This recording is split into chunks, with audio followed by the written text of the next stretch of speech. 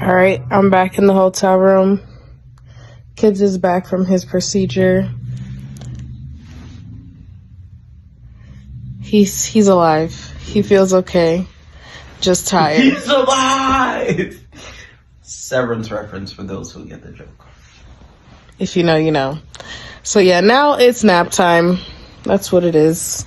So until we meet again. And everything they told you about severance is a lie.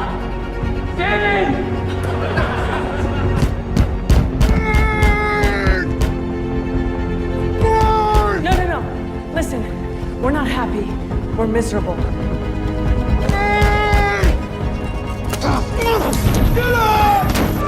They torture us down there.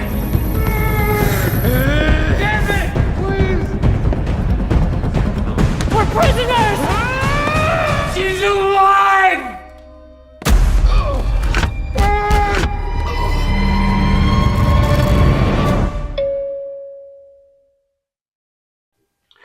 Howdy all, this is the final video of the Thicker Than Water series.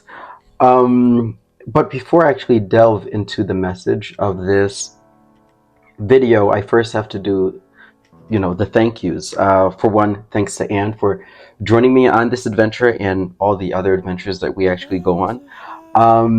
Sarah's the one who's been working with me from the jump, for kind of like talking me through this entire process and making me feel super duper comfortable. Thank you to all the nurses who were very accommodating for my fear of needles, because I could imagine that could have been probably annoying for them, but they were so understanding.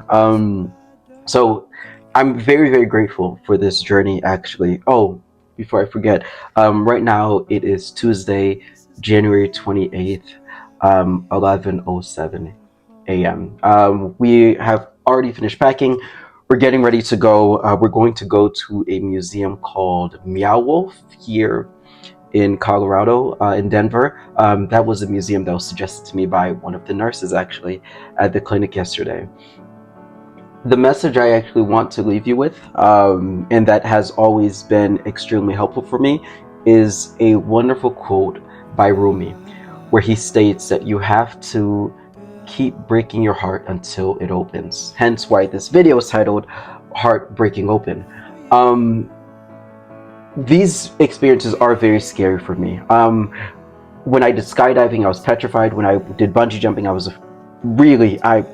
so scared. And this one was the scariest one, actually, because of everything that came with it. But I'm always so grateful when I do these videos, when I have these experiences, and I make these videos hopefully to inspire my students, because there's a really nice quote that says, "Preach at all times, use words only when necessary."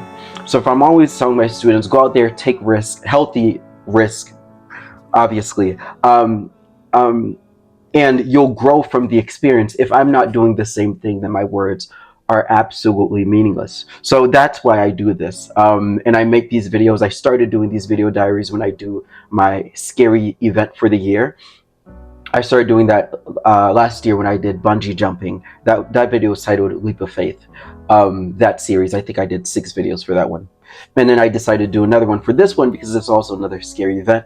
And when, and I'm hoping Anne does this with me, nudge, nudge, wink, wink, we do swimming with sharks this year, knock on wood, hopefully that goes well. Then I'll also do a video series for that as well. But you grow so much from this experience. My mentor and I, we were having a conversation recently about being invincible.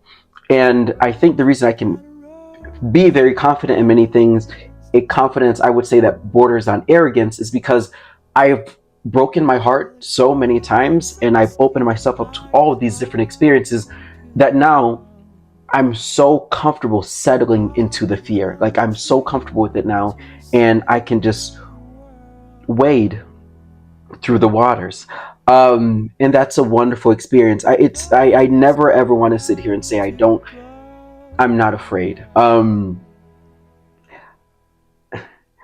I'm very afraid of many things, actually. I've just learned how to settle into the fear and still take the action anyway. I'll just keep this video super duper short. There is a video at the end of this that I'm going to share of this woman named Tara Brock, who helped me tremendously through my spiritual journey. And she has a segment titled Tara Talks, where she talks about a heart that's ready for anything. And what that basically means is that it's not that you're not afraid, or that, you know, you don't have your worries. It's simply that you've settled into the fear, you've embraced the experience, and now you're ready to take action and dive fully into whatever is necessary. There's one last quote that I'll leave you with, because you know I have a ton of these, by Mark Twain, where he says, "Courage is not the absence of fear, it is acting in spite of it." So as scary as these experiences are, I'm hoping that with these video series I inspire someone to take that risk, whatever that risk might be. Asking someone to prom, or skydive, or bungee jump, or swimming with sharks, or trying out a new career, or I don't know, whatever that experience is that's scaring you. I hope that these videos that I make somehow inspire you to take that chance. So that's the last video. That's the end of the series. We are out in about an hour, and we're going to be back in Springfield, Massachusetts this evening at around midnight. Bye.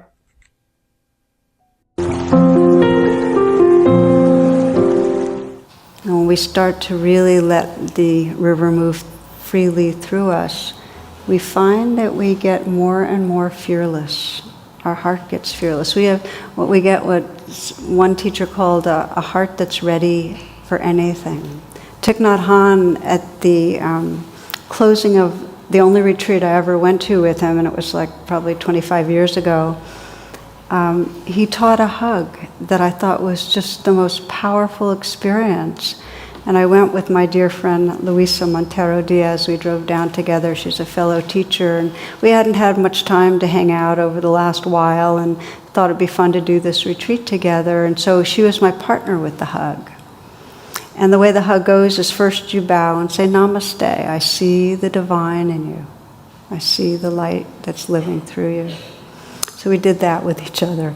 And then we held each other, and the way you do this, with the first breath, you reflect together. You're breathing in, breathing out. "I'm going to die." And then you breathe in and out. Second breath, and you're going to die. And then the third, and we have just these precious moments.